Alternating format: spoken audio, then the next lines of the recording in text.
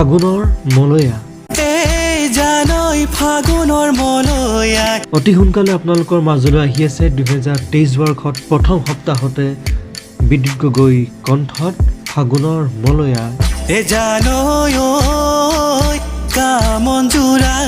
এটা খুব ধুনীয়া গীত য'ত প্ৰাণ পাই দিছে অসমৰ বহুতো ন পুৰণি বিহু গীতে ফাগুনৰ মলয়া কামন জোৰালে গামন জোৰালে